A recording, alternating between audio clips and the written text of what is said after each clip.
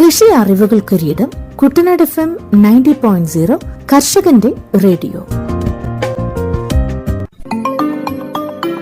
FACT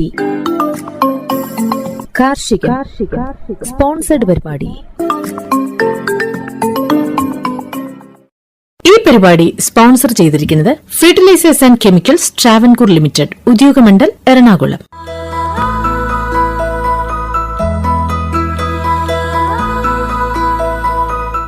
എന്താണ് PM pranam പദ്ധതിയുടെ ലക്ഷ്യങ്ങൾ?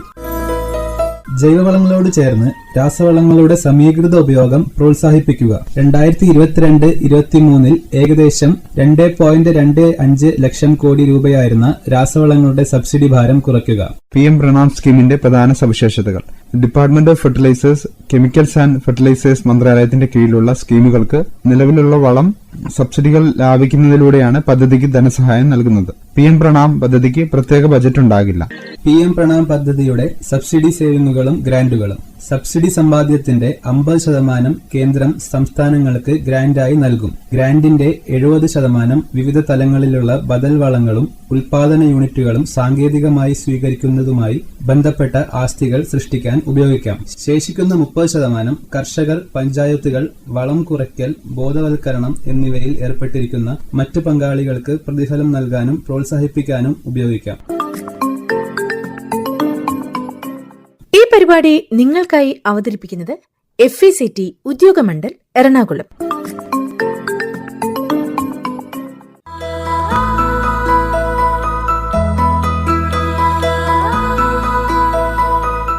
നമസ്കാരം. മഞ്ഞളിന്റെ വിളവെടുപ്പ് എങ്ങനെയെന്ന് നമുക്ക് നോക്കാം. ഇനങ്ങൾ അനുസരിച്ച് വിളവെടുപ്പ് കാലം വ്യത്യാസപ്പെട്ടിരിക്കും. ജനുവരി മുതൽ മാർച്ച് വരെയാണ് സാധാരണ വിളവെടുപ്പ് കാലം. ഹ്രസ്വകാല ഇനങ്ങൾ 7-8 മാസങ്ങൾക്കുള്ളിലും, മധ്യമ ഇനങ്ങൾ 8-9 മാസങ്ങൾക്കുള്ളിലും, ദീർഘകാല ഇനങ്ങൾ 9 മുതൽ 10 മാസങ്ങൾക്ക് ശേഷവും വിളവെടുക്കാം. വിളവെടുപ്പിന് പാകമാകുന്നതോടുകൂടി ഇലകൾ മഞ്ഞളിച്ച് ചെടികൾ ഉണങ്ങിത്തുടങ്ങും. കലപ്പ കൊണ്ടൊഴുതോ മൺമട്ടി ഉപയോഗിച്ച് കിളച്ചോ മണ്ണിനടിയിൽ നിന്ന് മഞ്ഞൾ ശേഖരിക്കാം. വിളവെടുത്ത മഞ്ഞൾ വെള്ളത്തിൽ നന്നായി കഴുകി പറ്റിപ്പിടിച്ചിരിക്കുന്ന മണ്ണും മറ്റും നീക്കം ചെയ്ത് വേരുകൾ മുറിച്ചു കളയണം. സംസ്കരണം: പ്രഗന്ധങ്ങളിൽ നിന്നും ഉപകാണ്ഡങ്ങൾ വേർതിരിച്ചെടുത്ത് സംസ്കരിച്ചാണ് ഉണക്കമഞ്ഞൾ ഉണ്ടാക്കുന്നത്. മാതൃപ്രഗന്ധങ്ങൾ വിത്തിനായി ഉപയോഗിക്കുന്നു. പരമ്പരാഗത രീതിയിൽ ഉപകാണ്ഡങ്ങൾ വെള്ളത്തിലിട്ട് തിളപ്പിക്കണം. തിളയ്ക്കുന്ന മഞ്ഞളിൽ നിന്ന് പത വന്നതിന് ശേഷം ഒരു പ്രത്യേക സുഗന്ധം ഉത്ഭവിക്കുന്നതുവരെ തിളപ്പിക്കൽ തുടരാം. ഏകദേശം 45 മുതൽ 60 മിനിറ്റ് തിളയ്ക്കുമ്പോൾ മഞ്ഞൾ മൃദുവായി തീരുന്നു. തിളപ്പിച്ച മഞ്ഞൾ വെയിലത്ത് ഉണക്കി സംസ്കരിക്കാവുന്നതാണ്. മഞ്ഞളിന് നിറവും സുഗന്ധവും തിളപ്പിക്കൽ പ്രക്രിയയെ ആശ്രയിച്ചാണ്. ആവശ്യത്തിലധികം തിളപ്പിച്ചാൽ മഞ്ഞളിന് നിറം നഷ്ടപ്പെടാം. തിളപ്പിക്കലിന് ദൈർഘ്യം കുറഞ്ഞാൽ ഉണക്കിയെടുത്ത മഞ്ഞൾ പൊടിഞ്ഞു പോകാൻ സാധ്യതയുണ്ട്. ഗുണമേന്മയേറിയ ഉൽപ്പന്നം ലഭിക്കുന്നതിന് ഇനി പറയുന്ന പരിഷ്കരിച്ച രീതിയിൽ മഞ്ഞൾ സംസ്കരിക്കാം. 0.9 മീറ്റർ, 0.5 മീറ്റർ, 0.4 മീറ്റർ വലിപ്പമുള്ള ഈയം പൂശിയ ഇരുമ്പ് അഥവാ നാഗത്തകിട് കൊണ്ടുണ്ടാക്കിയ പാത്രമാണ് മഞ്ഞൾ തിളപ്പിക്കുവാൻ ഉപയോഗിക്കേണ്ടത്. സുഷിരങ്ങളുള്ള പാത്രത്തിൽ 50 കിലോ മഞ്ഞൾ ഇട്ടതിനു ശേഷം ഈ പാത്രം വലിയ പാത്രത്തിൽ ഇറക്കി വെച്ച് 100 ലിറ്റർ വെള്ളം ഒഴിച്ചതിനു ശേഷം കാണ്ഡങ്ങൾ മൃദുവാകുന്നതുവരെ തിളപ്പിക്കണം. മഞ്ഞൾ വലിയ പാത്രത്തിൽ നിന്ന് പുറത്തെടുത്ത് വെള്ളം വാർന്നു പോകുവാൻ അനുവദിക്കണം. ഈ വെള്ളം തന്നെ വീണ്ടും മഞ്ഞൾ തിളപ്പിക്കുന്നതിനായി ഉപയോഗിക്കും. വിളവെടുപ്പിന് ശേഷം 2-3 ദിവസത്തിനകം മഞ്ഞൾ സംസ്കരിക്കുവാനായി ശ്രദ്ധിക്കണം. സംസ്കരിക്കുവാൻ കാലതാമസമുണ്ടെങ്കിൽ പ്രഗന്ധങ്ങൾ അറക്കപ്പൊടി അല്ലെങ്കിൽ ചകിരിപ്പൊടി ചേർത്ത് തണലിൽ ശേഖരിച്ചു വെക്കേണ്ടതാണ്. ഉണക്കൽ: വേവിച്ച മഞ്ഞൾ പനമ്പുകളിലോ അല്ലെങ്കിൽ സിമന്റ് തറകളിലോ 5 മുതൽ 7 സെന്റിമീറ്റർ കനത്തിൽ പരത്തിയിട്ട് വെയിലിൽ ഉണക്കാം. ഉണക്കുന്ന പ്രതലത്തിൽ കനം കുറച്ച് പരത്തുന്നത് ഉണക്കമഞ്ഞളിന്റെ നിലവാരത്തെയും നിറത്തെയും ബാധിക്കുന്നു. രാത്രികാലങ്ങളിൽ വായുസഞ്ചാരം ലഭിക്കുന്ന വിധം പരത്തിയിട്ട മഞ്ഞൾ കൂനയാക്കിയിടണം. മഞ്ഞൾ പൂർണ്ണമായും ഉണക്കുവാൻ 10 മുതൽ 15 ദിവസങ്ങൾ ആവശ്യമുണ്ട്. യന്ത്രം ഉപയോഗിച്ച് 60 ഡിഗ്രി സെൽഷ്യസ് ചൂടിൽ മഞ്ഞൾ ഉണക്കിയാൽ ഗുണനിലവാരമുള്ള ഉൽപ്പന്നം ലഭിക്കുന്നു. ചെറിയ കഷ്ണങ്ങളായി മുറിച്ച് യന്ത്രങ്ങളിൽ ഉണക്കിയെടുത്താൽ ഉൽപ്പന്നത്തിന്റെ ഗുണനിലവാരം കൂടുന്നു. വേവിച്ച മഞ്ഞളിൽ നിന്നും ശരാശരി 10 മുതൽ 35% വരെ ഉണക്ക ശതമാനം പ്രതീക്ഷിക്കാം. മിനുസപ്പെടുത്തലും നിറം കൊടുക്കലും: ഉണക്കിയ മഞ്ഞളിന്റെ പ്രതലം ശൽക്കങ്ങളും വേരുകളും മൂലം പരുത്തതും അനാകർഷവുമായിരിക്കും. ഉൽപ്പന്നം കൂടുതൽ ആകർഷകമാക്കുവാൻ ഉണക്കമഞ്ഞൾ മിനുസപ്പെടുത്തുകയും നിറം കൊടുക്കുകയോ ചെയ്യേണ്ടതുണ്ട്. യന്ത്രം ഉപയോഗിച്ചോ കടുത്ത പ്രതലത്തിൽ മഞ്ഞൾ ഉരച്ചോ ചാക്കിൽ പൊതിഞ്ഞ് കാലുകൊണ്ട് മെതിച്ചോ മഞ്ഞൾ മിനുസപ്പെടുത്തിയെടുക്കാം. പരിഷ്കരിച്ച രീതിയിൽ അച്ചുതണ്ടിൽ ഉറപ്പിച്ചതും വശങ്ങളിലേക്ക് കമ്പിവല ഘടിപ്പിച്ചതും കൈകൊണ്ട് കറക്കാവുന്നതുമായ ഒരുതരം യന്ത്രം ഉപയോഗിച്ചും മഞ്ഞൾ മിനുസപ്പെടുത്താം. യന്ത്രം പ്രവർത്തിക്കുമ്പോൾ മഞ്ഞൾ പരസ്പരം ഉരഞ്ഞും കമ്പിവലയിൽ തട്ടിയും മിനുസപ്പെടുന്നു. വലിയ തോതിൽ മഞ്ഞൾ മിനുസപ്പെടുത്തിയെടുക്കുവാൻ വൈദ്യുതി യന്ത്രങ്ങൾ ഉപയോഗിച്ചു വരുന്നുണ്ട്. സംസ്കരിച്ചെടുത്ത മഞ്ഞളിന്റെ നിറം ഉപഭോക്താക്കളെ ആകർഷിക്കുന്ന ഒരു പ്രധാന ഘടകമാണ്. മിനുസപ്പെടുത്തലിന്റെ അവസാന ഘട്ടത്തിൽ മഞ്ഞൾപ്പൊടി ലായനി തളിച്ചു കൊടുക്കുന്നത് ഉൽപ്പന്നത്തിന്റെ നിറം കൂട്ടുന്നതിന് സഹായിക്കും. വിത്തുമഞ്ഞൾ സംഭരണം. വിത്തുമഞ്ഞൾ പരമ്പരാഗതമായി മരത്തണലിലോ വായുസഞ്ചാരവും തണലുമുള്ള പ്രദേശങ്ങളിലോ കൂന കൂട്ടി മഞ്ഞളിലകൾ തന്നെ ഉപയോഗിച്ചു മൂടി സംഭരിക്കുകയാണ് പതിവ്. മണ്ണിൽ കുഴികളെടുത്ത് പ്രഗന്ധങ്ങൾ അറക്കപ്പൊടിയിലോ മണലിലോ അല്ലെങ്കിൽ പാണൽ, കാഞ്ഞിരം എന്നിവയുടെ ഇലകൾ ഉപയോഗിച്ചോ സംഭരിച്ചു വയ്ക്കാം. മഞ്ഞൾ സംഭരിച്ച കുഴികൾ 1-2 ദ്വാരങ്ങളുള്ള പലകകൾ കൊണ്ട് മൂടിയിടണം. വിത്തുമഞ്ഞൾ സംഭരിക്കുന്നതിന് മുമ്പായി അവ ക്യുനെൽഫോസ്, മാംഗോസെബ് എന്നിവ ചേർത്ത ലായനിയിൽ 30 മിനിറ്റ് മുക്കിയെടുത്ത് തണലിലിട്ട് ഉണക്കേണ്ടതാണ്. ഈ പരിപാടി നിങ്ങൾക്കായി അവതരിപ്പിക്കുന്നത് FECT ഉദ്യോഗമണ്ഡൽ എറണാകുളം.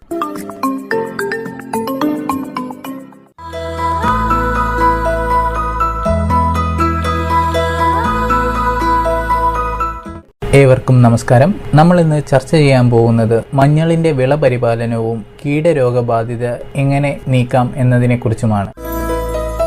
സിഞ്ചീബറേസിയ കുടുംബത്തിൽപ്പെടുന്ന ഒരു സസ്യമാണ് മഞ്ഞൾ. ഇത് ഒരു സൗന്ദര്യവർദ്ധക വസ്തുവായും വസ്ത്രങ്ങൾക്ക് നിറം കൊടുക്കുന്ന വർണ്ണവസ്തുവായും മതപരമായ ചടങ്ങുകൾക്കും മരുന്നുകളിലും ഉപയോഗിച്ചു വരുന്നു. മഞ്ഞളിന്റെ കയറ്റുമതിയിലും ഉൽപാദനത്തിലും മുൻപന്തിയിൽ നിൽക്കുന്ന രാജ്യം ഇന്ത്യയാണ്. ഇന്ത്യയിൽ 1,61,300 ഹെക്ടറിൽ കൃഷി ചെയ്യുന്ന മഞ്ഞളിന്റെ ആകെ ഉൽപാദനം 53,600 മെട്രിക് ടണ്ണാണ്.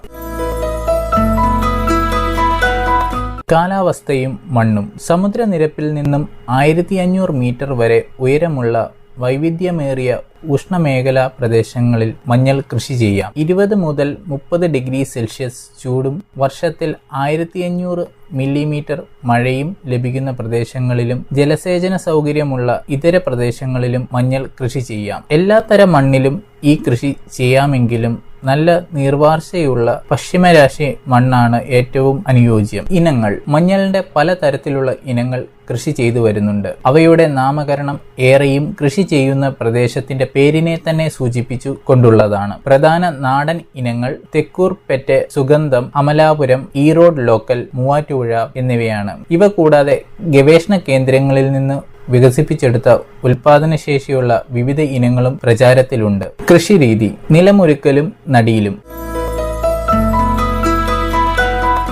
ആദ്യത്തെ വേനൽ മഴ ലഭിച്ചതിന് ശേഷം ഫെബ്രുവരി-മാർച്ച് കാലയളവിൽ നിലം ഒരുക്കി തുടങ്ങാം. ലാറ്ററൈറ്റ് മണ്ണിൽ കുമ്മായം 1 ഹെക്ടറിന് 400 കിലോഗ്രാം എന്ന തോതിൽ വിതറി നിലം ഉഴുവുന്നത് നല്ലതാണ്. വേനൽ മഴ ലഭിക്കുന്നതോടുകൂടി 1 മുതൽ 1.5 മീറ്റർ വീതിയും 15 മുതൽ 20 സെന്റിമീറ്റർ ഉയരവും ആവശ്യാനുസരണം നീളവുമുള്ള വാരങ്ങൾ എടുക്കണം. വാരങ്ങൾ തമ്മിൽ 50 സെന്റിമീറ്റർ അകലമുണ്ടായിരിക്കണം. ജലസേചന സൗകര്യമുള്ള ഇടങ്ങളിൽ വരമ്പുകൾ എടുത്തും ചാലുകൾ എടുത്തും മഞ്ഞൾ നടാവുന്നതാണ്. കേരളത്തിലും പടിഞ്ഞാറൻ തീരപ്രദേശങ്ങളിലും ഏപ്രിൽ-മെയ് മാസങ്ങളിൽ വേനൽ മഴ ലഭിക്കുന്നതിനനുസരിച്ച് മഞ്ഞൾ നടാവുന്നതാണ്. നടുന്നതിന് ആരോഗ്യമുള്ള മാതൃപ്രഗന്ധങ്ങളോ അല്ലെങ്കിൽ പ്രഗന്ധങ്ങൾ ചെറിയ കഷ്ണങ്ങളാക്കിയോ ഉപയോഗിക്കാം. വാരങ്ങളിൽ ഒരു കൈത്തൂമ്പ കൊണ്ട് 20 സെന്റിമീറ്റർ അകലത്തിൽ നിരനിരയായി കുഴിയെടുക്കുക. ഈ കുഴികളിൽ ചാണകപ്പൊടി വിതറിയ ശേഷം മുകൾ ഭാഗത്ത് വരുന്നത് വിധം വിത്തുകൾ നടുക. ചാലുകളിലും വരമ്പുകളിലും മഞ്ഞൾ നടുമ്പോൾ നിരകൾ തമ്മിൽ 40 മുതൽ 60 സെന്റിമീറ്റർ വരെയും ചെടികൾ തമ്മിൽ 25 സെന്റിമീറ്റർ അകലവും നൽകാവുന്നതാണ്. ഹെക്ടർ 1-ന് 2500 കിലോഗ്രാം വിത്ത് മഞ്ഞൾ വേണ്ടിവരും. വളപ്രയോഗം. കാലിവളമോ കമ്പോസ്റ്റോ ഹെക്ടർ 1-ന് 40 ടൺ എന്ന നിരക്കിൽ അടിവളമായി നൽകണം. ഇത് നിലം ഉഴുവുന്ന സമയത്തോ അല്ലെങ്കിൽ വിത്ത് മഞ്ഞൾ നട്ടതിന് ശേഷമോ കുഴികളിൽ അല്ലെങ്കിൽ വാരങ്ങളിൽ ഇടാവുന്നതാണ്. രാസവളമായ പൊട്ടാഷ്, സൂപ്പർ ഫോസ്ഫേറ്റ് എന്നിവ അടിവളമായി നൽകണം. 30 ദിവസങ്ങൾക്ക് ശേഷം യൂറിയയും നൽകാവുന്നതാണ്. 60 ദിവസങ്ങൾക്ക് ശേഷം യൂറിയയും പൊട്ടാഷും മേൽവളവുമായി നൽകേണ്ടതാണ്. സിങ്കിന്റെ അഭാവമുള്ള മണ്ണിൽ ഹെക്ടർ 1-ന് 5 കിലോഗ്രാം എന്ന നിരക്കിൽ സിങ്ക് സൾഫേറ്റ് ഉപയോഗിക്കാം. വിളപരിപാലനം. നട്ടതിനു ശേഷം വാരങ്ങളിൽ ഹെക്ടർ 1-ന് 12 മുതൽ 15 ടൺ എന്ന നിരക്കിൽ പച്ചില ഉപയോഗിച്ച് പുതയിടണം. വീണ്ടും 45 ദിവസത്തിനു ശേഷം ഇതേ തോതിൽ പുതയിടൽ ആവർത്തിക്കാം. നട്ടതിന് 60, 120, 150 ദിവസങ്ങൾക്കു ശേഷം 3 പ്രാവശ്യമായി തോട്ടത്തിലെ കളകൾ പറിക്കേണ്ടതാണ്. ഓരോ വളപ്രയോഗത്തിനു ശേഷവും ചെടികളുടെ ചുവട്ടിൽ മൺവെട്ടി ഉപയോഗിച്ച് മണ്ണ് കൂട്ടിക്കൊടുക്കണം. ജലസേചന സൗകര്യമുള്ള പ്രദേശങ്ങളിൽ കാലാവസ്ഥയ്ക്കും മണ്ണിനും അനുസൃതമായി ജലസേചനം നൽകാം. കളിമണ്ണ് പ്രദേശങ്ങളിൽ 15 മുതൽ 25 തവണ വരെയും മണൽ കലർന്ന പ്രദേശങ്ങളിൽ 40 തവണ വരെയും ജലസേചനം നൽകാവുന്നതാണ്. ഇടവിള കൃഷി. മഞ്ഞൾ തെങ്ങിൻ തോപ്പുകളിലും കവുങ്ങിൻ തോപ്പുകളിലും ഇടവിളയായി കൃഷി ചെയ്യാവുന്നതാണ്. മുളക്, ചേമ്പ്, ചേന, വഴുതന, ചോളം തുടങ്ങിയ വിളകൾക്കൊപ്പം മിശ്രിത വളവായും മഞ്ഞൾ കൃഷി ചെയ്യാം. ഈ പരിപാടി നിങ്ങൾക്കായി അവതരിപ്പിക്കുന്നത് FECT ഉദ്യോഗമണ്ഡൽ എറണാകുളം.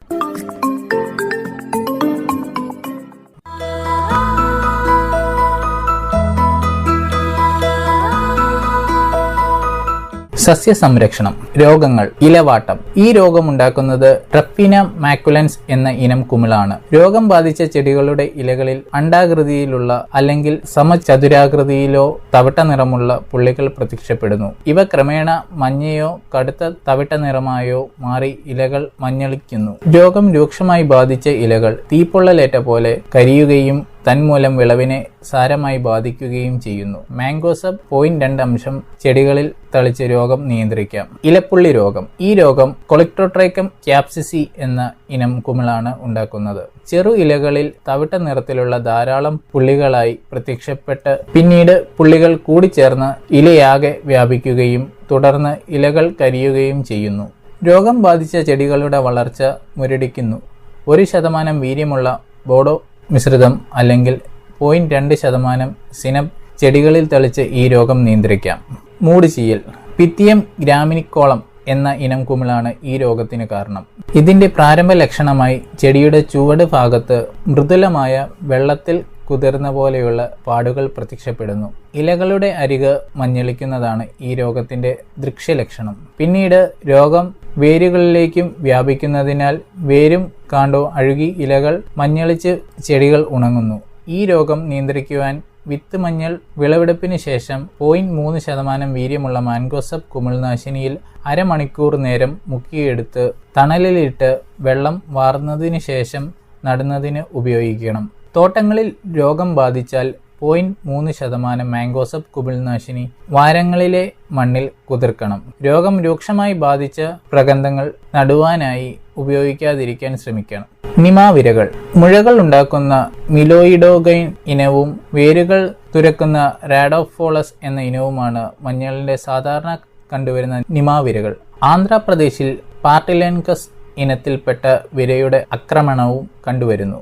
രോഗനിയന്ത്രണത്തിന് ആരോഗ്യമുള്ള രോഗവിമുക്തമായ വിത്ത് ഉപയോഗിക്കേണ്ടതാണ്. മണ്ണിൽ ജൈവാംശം കൂട്ടുന്നത് നിമാവരകളുടെ പ്രജനനം തടയുവാൻ പ്രയോജനമാവുന്നു. ഈ പരിപാടി നിങ്ങൾക്കായി അവതരിപ്പിക്കുന്നത് FECT ഉദ്യോഗമണ്ഡൽ എറണാകുളം.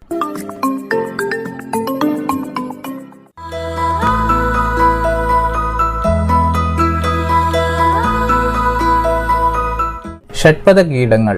തണ്ടുതുരപ്പൻ. മഞ്ഞളിൽ കണ്ടുവരുന്ന വിനാശകാരിയായ കീടമാണ് തണ്ടുതുരപ്പൻ. പുഴുക്കൾ തണ്ടുകൾ തുരന്ന് മാംസളമായ കോശഭാഗങ്ങൾ തിന്നുന്നു. പുഴുക്കൾ തുരക്കുന്ന ഭാഗങ്ങളിലൂടെ വിസർജ്യ വസ്തുക്കൾ പുറത്തേക്ക് വന്നിരിക്കുന്നത് നിരീക്ഷിച്ചും ഉണങ്ങിപ്പോകുന്ന മധ്യഭാഗത്തെ തായ്തണ്ടുകളെ അടിസ്ഥാനപ്പെടുത്തിയും കീടബാധ നിർണ്ണയിക്കാം. ആക്രമണ വിധേയമായ തണ്ടുകൾ നീക്കം ചെയ്യുകയും പുഴുക്കളെ ശേഖരിച്ച് നശിപ്പിക്കുകയും ചെയ്യണം. മാലത്യോൺ 0.1% വീര്യത്തിൽ അല്ലെങ്കിൽ മോണോക്രോട്ടോഫോസ് 0.075% വീര്യത്തിൽ ജൂലൈ മുതൽ ഒക്ടോബർ വരെയുള്ള മാസങ്ങളിൽ ചെടികളിൽ തളിച്ച് ഈ കീടബാധ നിയന്ത്രിക്കാം. ചെടികളുടെ മധ്യഭാഗത്തുള്ള തണ്ടിൽ കീടബാധ ദൃശ്യമായാൽ ഉടൻ തന്നെ രാസനിയന്ത്രണം അനുവർത്തിക്കേണ്ടതാണ്.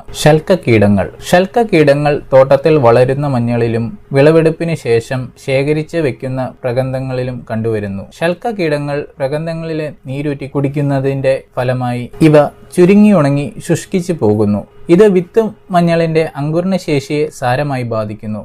വിളവെടുപ്പിന് ശേഷം വിത്തിനായി സൂക്ഷിക്കുന്ന മഞ്ഞൾ ക്വിനാൽഫോസ് ലായനിയിൽ 30 മിനിറ്റ് മുക്കിയെടുത്ത ശേഷം തണലിലിട്ട് ഉണക്കി സംഭരിക്കുന്നത് ഈ കീടത്തെ നിയന്ത്രിക്കുന്നത് സഹായിക്കുന്നു.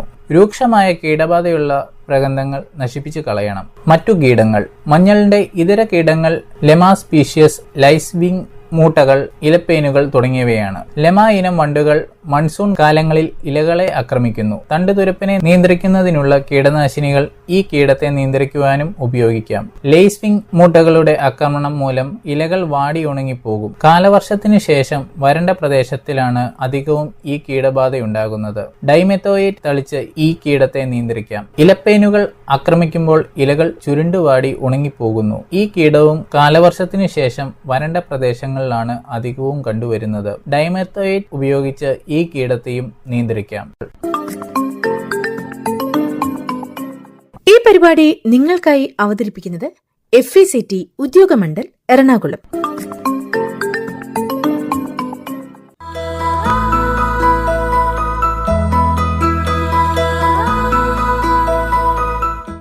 നമോ ഡ്രോൺ ദീദി പദ്ധതി department of agriculture and farmers welfare, department of rural development, ministry of fertiliser എന്നിവയുൾപ്പെടെയുള്ള പ്രധാന സർക്കാർ വകുപ്പുകൾ സഹകരിച്ച് രൂപകൽപ്പന ചെയ്ത ഒരു കേന്ദ്രമേഖലാ പദ്ധതിയാണ് നമോ ഡ്രോൺ ദീദി പദ്ധതി. നാനോ വളങ്ങളുടെയും കീടനാശിനികളുടെയും കൃത്യമായ സ്പ്രേ ചെയ്യുന്നതിനായി കാർഷിക മേഖലയിൽ ഡ്രോണുകളുടെ ഉപയോഗം പ്രോത്സാഹിപ്പിക്കുന്നതിന് സ്ത്രീകളുടെ പങ്കാളിത്തത്തിനും മുഖ്യധാര കൃഷിയിൽ അവരുടെ സുസ്ഥിരമായ പങ്കാളിത്തത്തിനും ഊന്നൽ നൽകാനാണ് ഈ സംരംഭം ലക്ഷ്യമിടുന്നത്.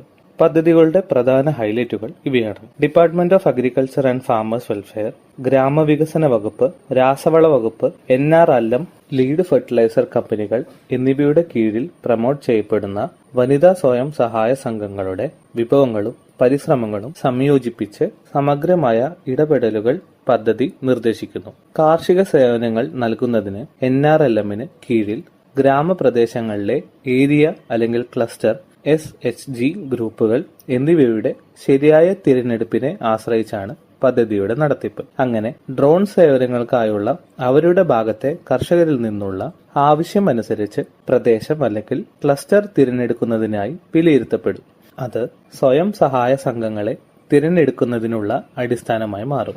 സംസ്ഥാന കൃഷി വകുപ്പ്, സംസ്ഥാന mission directorate of NRLM, LFC, ICAR പ്രതിനിധികൾ എന്നിവരടങ്ങുന്ന സംസ്ഥാന തലത്തിലുള്ള കമ്മിറ്റി ഡ്രോണുകൾ നൽകുന്നതിനായുള്ള തിരിച്ചറിഞ്ഞ ക്ലസ്റ്ററുകളിലെ സംസ്ഥാനങ്ങളിലെ NRLM പ്രകാരമുള്ള പുരോഗമന വനിതാ സ്വയം സഹായ സംഘങ്ങളെ തിരഞ്ഞെടുക്കും.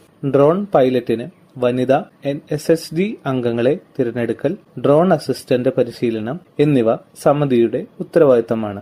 ജില്ല തിരിച്ചുള്ള ഡ്രോൺ ഉപയോഗം, ലഭ്യത, നിലവിലുള്ള വിടവ് എന്നിവയുടെ വിലയിരുത്തൽ, ഭാവി ആവശ്യകതകൾ തിരിച്ചറിയൽ, തിരഞ്ഞെടുത്ത വനിതാ SHGക്ക് LFC കീടനാശിനി കമ്പനികളുമായി ഏകോപിപ്പിച്ച് ബിസിനസ് നൽകൽ ഉറപ്പാക്കൽ എന്നിവയാണ് മറ്റു സവിശേഷതകൾ. യോഗ്യരായ വനിതാ സ്വയം സഹായ സംഘങ്ങളിലെ അംഗങ്ങളിൽ നിന്നും ഒരാളെ 15 ദിവസത്തെ പരിശീലനത്തിനായി തിരഞ്ഞെടുക്കും. അതിൽ 5 ദിവസത്തെ നിർബന്ധിത ഡ്രോൺ പൈലറ്റ് പരിശീലനവും കാർഷിക ആവശ്യത്തിനായും കീടനാശിനി പ്രയോഗത്തിനും വേണ്ടി അധിക 10 ദിവസത്തെ പരിശീലനവും ഉൾപ്പെടുന്നു. NRLMന് കീഴിൽ SHGയിലെ മറ്റ് അംഗങ്ങൾക്ക് ഇലക്ട്രിക്കൽ സാധനങ്ങളുടെ അറ്റകുറ്റപ്പണികൾ, ഫിറ്റിംഗ്, മെക്കാനിക്കൽ ജോലികൾ എന്നിവ ഏറ്റെടുക്കാൻ താൽപ്പര്യമുള്ളവർക്ക് ഡ്രോൺ സഹായിയായി പരിശീലനം നൽകും. തിരിച്ചറിഞ്ഞ സ്വയം സഹായ സംഘങ്ങൾക്ക് NRLM പ്രകാരം ഡ്രോണുകൾ വാങ്ങുന്നതിനുള്ള സാമ്പത്തിക സഹായവും വായ്പയും നൽകും. NRLMന് കീഴിൽ SHGകൾ ഡ്രോണുകൾ വാങ്ങുന്നതിനും റിപ്പയർ ചെയ്യുന്നതിനും ഡ്രോണുകളുടെ പരിപാലനത്തിനും ഡ്രോൺ കമ്പനികൾ മുഖേന നേരിടേണ്ടി വരുന്ന ബുദ്ധിമുട്ടുകൾ കണക്കിലെടുത്ത് LFCകൾ ഡ്രോൺ നിർമ്മാണ കമ്പനികൾക്കും SHGക്കും ഇടയിൽ ഒരു പാലമായി പ്രവർത്തിക്കും. ബന്ധപ്പെട്ട SSGകളുടെ ക്ലസ്റ്റർ ലെവൽ ഫെഡറേഷനുമായുള്ള മെമ്മോറാണ്ടം ഓഫ് അണ്ടർസ്റ്റാൻഡിംഗ് വഴി LFCകൾ ഡ്രോണുകൾ വാങ്ങുകയും SSGകൾക്ക് ഡ്രോണുകളുടെ ഉടമസ്ഥാവകാശം നൽകുകയും ചെയ്യും. അവയുടെ അറ്റകുറ്റപ്പണികൾക്കായുള്ള സ്വയം സഹായ സംഘങ്ങളുമൊത്തുള്ള ഡ്രോണുകൾ, നാനോ വളങ്ങളുടെ ഉപയോഗം LFCകൾ പ്രോത്സാഹിപ്പിക്കും. നാനോ വളത്തിനും കീടനാശിനി പ്രയോഗത്തിനുമായി കർഷകർക്ക് ഡ്രോൺ സേവനങ്ങൾ SSGകൾ വാടകയ്ക്ക് നൽകുകയും SSGകൾക്ക് അധിക വരുമാനം നേടുകയും ചെയ്യും. നമോ ഡ്രോൺ ദീദിയുടെ പ്രധാന സവിശേഷതകൾ ഇവയാണ്. ഡ്രോൺ വാങ്ങുന്നതിന് NRLM SSGകൾക്ക് സബ്സിഡി നൽകുന്നു. ഡ്രോൺ വിലയുടെ 80% സബ്സിഡിയായി 8 ലക്ഷം രൂപയും നൽകുന്നു. ഡ്രോണിന്റെ ബാക്കി ചിലവിന് AIFൽ നിന്ന് വായ്പാ സൗകര്യം, അതുപോലെ 3% പലിശ നിരക്കിൽ EC ലോണും നൽകുന്നതാണ്. ഡ്രോൺ പാക്കേജിന്റെ ഭാഗമായി ഡ്രോൺ പൈലറ്റ് പരിശീലനവും ഡ്രോൺ വഴി അധികമായി വരുമാനം നേടാനുള്ള അവസരവും ലഭിക്കുന്നു. വനിതാ സ്വയം സഹായ സംഘങ്ങൾക്ക്, കർഷകർക്ക് ഡ്രോൺ സേവനം. ഈ പരിപാടി നിങ്ങൾക്കായി അവതരിപ്പിക്കുന്നത് FECT Udyogamandal Ernakulam.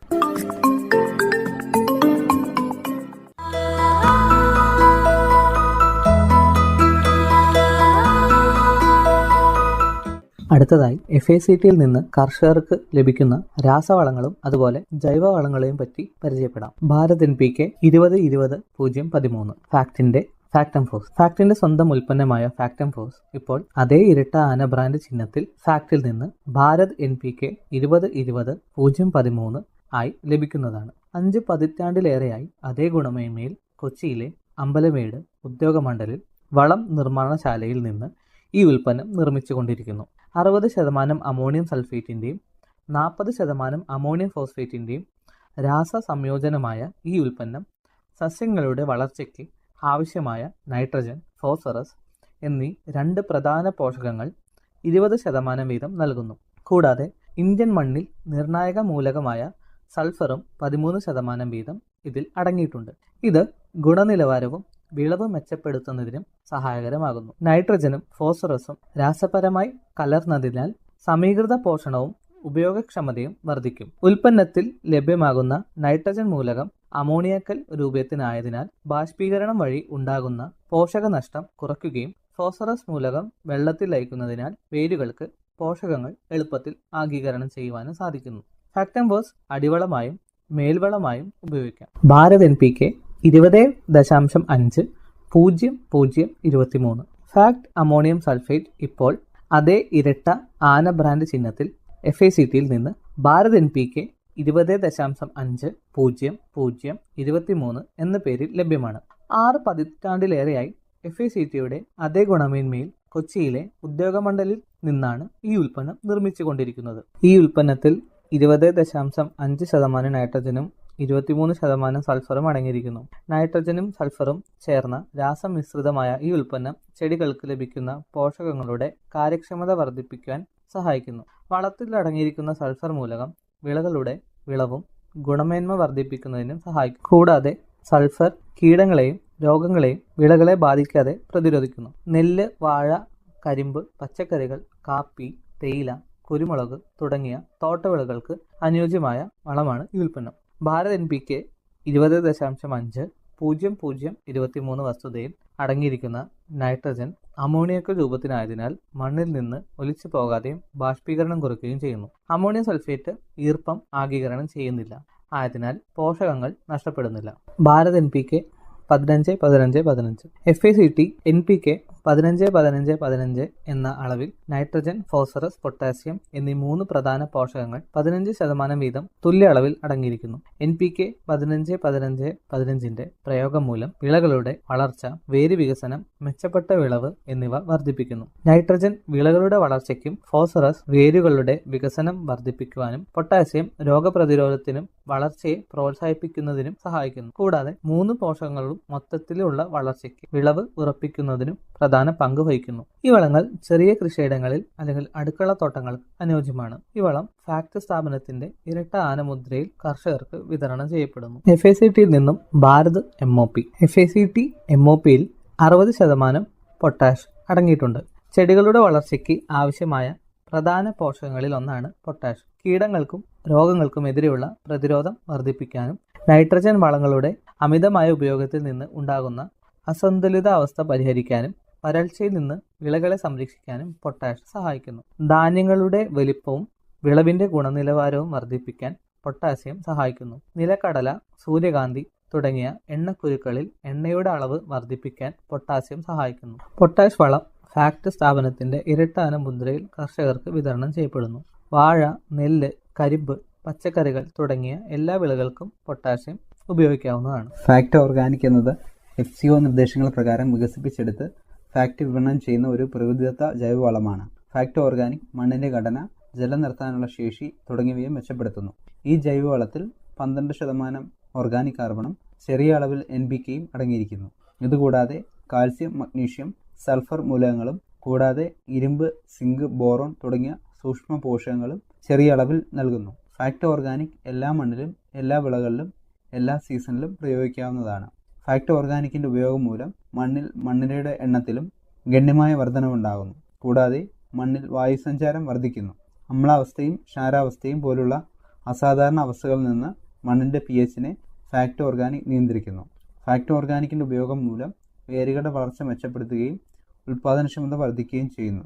Fact organic ജൈവ കൃഷിക്കും പഴം, പച്ചക്കറി തോട്ടങ്ങൾക്കും അടുക്കള തോട്ടങ്ങൾക്കും അനുയോജ്യമാണ്.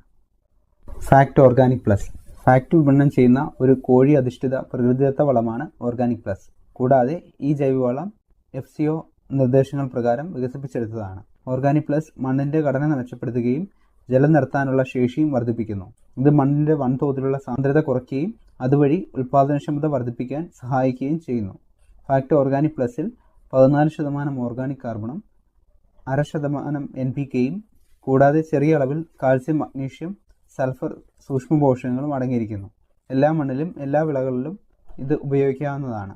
ഓർഗാനിക് പ്ലസ് ജൈവ കൃഷിക്കും പഴം, പച്ചക്കറി തോട്ടങ്ങൾക്കും അടുക്കള തോട്ടങ്ങൾക്കും അനുയോജ്യമാണ്. FACT PROM phosphorus rich organic manure ഭാരത സർക്കാരിന്റെ PM പ്രണാം എന്ന സംരംഭത്തിന് കീഴിൽ FCO നിർദ്ദേശങ്ങൾ പ്രകാരം വികസിപ്പിച്ചെടുത്ത് വിപണനം ചെയ്യുന്ന ജൈവ അധിഷ്ഠിത പ്രകൃതിദത്ത വളമാണ് പ്രോം. ഈ വളം FCO നിർദ്ദേശപ്രകാരം ഉൽപ്പാദിപ്പിക്കുന്നതാണ്. ഉയർന്ന ഗുണമേന്മയും ആവശ്യമായ പോഷകങ്ങൾ മണ്ണിലേക്ക് സാവധാനത്തിൽ പുറത്തുവിടുന്നതുമായ ഈ ജൈവവളം മണ്ണിനെ സമ്പുഷ്ടമാക്കുന്നതിന് ഏറെ സഹായകരമാകുന്നു. ഇതിൽ P2O5 ആയി 8% ഫോസ്ഫറസ് കൂടാതെ ചെറിയ അളവിൽ nitrogen, potash, calcium, magnesium, sulphur സൂക്ഷ്മ പോഷകങ്ങളും അടങ്ങിയിരിക്കുന്നു. പ്രോം എല്ലാ മണ്ണിലും, എല്ലാ വിളകളിലും, എല്ലാ സീസണിലും പ്രയോഗിക്കാവുന്നതാണ്. പ്രോമിന്റെ പ്രയോഗം മൂലം മണ്ണിന്റെ ഓർഗാനിക് കാർബണിന്റെ അളവ് വർദ്ധിപ്പിക്കുകയും മണ്ണിന്റെ സുഷിരതയും ജലാംശം നിലനിർത്താനുള്ള ശേഷിയും മെച്ചപ്പെടുത്തുന്നു. ഇപ്രകാരം പ്രോം ഒരു മണ്ണ് കണ്ടീഷണറായും പ്രവർത്തിക്കുന്നു. Fact FOM fermented organic manoeuvre fact FOM പരിസ്ഥിതി സൗഹൃദവും മണ്ണിൽ ദീർഘകാലം നിലനിൽക്കുന്നതുമായ പ്രകൃതിദത്ത ജൈവവളമാണ്. ഈ വളം FCO നിർദ്ദേശപ്രകാരം ഉൽപ്പാദിപ്പിക്കുന്നതാണ്. ഫാക്ട് FOMൽ നൈട്രജൻ, ഫോസ്ഫറസ്, പൊട്ടാസ്യം എന്നിവ കുറഞ്ഞത് 1 മുതൽ 2% വീതവും കൂടാതെ ചെറിയ അളവിൽ കാൽസ്യം, മഗ്നീഷ്യം, സൾഫർ സൂക്ഷ്മ പോഷകങ്ങളും അടങ്ങിയിരിക്കുന്നു. മണ്ണിന്റെ ഘടനയെ പരിപോഷിപ്പിക്കുകയും ചെടികൾക്ക് പോഷക ലഭ്യത വർദ്ധിപ്പിക്കുകയും ചെയ്യുന്ന FOM ജൈവ കൃഷിക്കും പഴം, പച്ചക്കറി തോട്ടങ്ങൾക്കും അടുക്കള തോട്ടങ്ങൾക്കും അനുയോജ്യമാണ്. പ്രോം എല്ലാ മണ്ണിലും, എല്ലാ വിളകളിലും, എല്ലാ സീസണിലും പ്രയോഗിക്കാവുന്നതാണ്. FACT PDM potash derived from molasses പൊട്ടാഷിന്റെ സ്വാഭാവിക ഉറവിടം എന്ന് വിശേഷിപ്പിക്കാവുന്ന ജൈവവളമാണ് ഫാക്ട് PDM. കരിമ്പ് പിഴിഞ്ഞു കെട്ടുന്ന ശർക്കരപ്പാവിൽ നിന്നും വികസിപ്പിച്ചെടുത്ത ഈ ജൈവവളത്തിൽ 14% പൊട്ടാസ്യം അടങ്ങിയിരിക്കുന്നു. ഈ ജൈവവളം FCO നിർദ്ദേശപ്രകാരം ഉൽപ്പാദിപ്പിക്കുന്നതാണ്. ചെറിയ അളവിൽ nitrogen, phosphorus, calcium, magnesium, sulphur കൂടാതെ ചെറിയ അളവിൽ സൂക്ഷ്മ പോഷകങ്ങളും അടങ്ങിയിട്ടുണ്ട്. PDM ഉപയോഗിക്കുന്നത് മൂലം ചെടികളിലെ സസ്യ ഹോർമോണുകളെ ഉണർത്തി വിളകളുടെ അഭിവൃദ്ധിക്കും അതിനോടൊപ്പം തന്നെ മണ്ണിന്റെ ഘടന, ജലം നിർത്താനുള്ള ശേഷി, മണ്ണിന്റെ ആരോഗ്യം എന്നിവ മെച്ചപ്പെടുത്തുകയും ചെയ്യുന്നു. മണ്ണിൽ ഒരിക്കൽ പ്രയോഗിച്ചാൽ സൂക്ഷ്മാണുക്കൾ പെരുകി മണ്ണിന്റെ ഫലപുഷ്ടിയും ഇതിനോടൊപ്പം വർദ്ധിപ്പിക്കുന്നു. ജൈവ കൃഷിക്ക് ഏറ്റവും അനുയോജ്യമായ വളമാണ് PDM. എല്ലാ വിളകൾക്കും, എല്ലാ മണ്ണിനും വിളകളുടെ വളർച്ചയെ പ്രതിരോധിക്കുന്നതിന് PDM അത്യുത്തമമാണ്. ഈ പരിപാടി നിങ്ങൾക്കായി അവതരിപ്പിച്ചത് FECT ഉദ്യോഗമണ്ഡൽ എറണാകുളം. ഇതോടെ ഇന്നത്തെ പരിപാടി സമാപിക്കുന്നു. FECT കാർഷികം വീണ്ടും അടുത്തയാഴ്ച ഇതേ സമയം. എല്ലാവർക്കും നമസ്കാരം.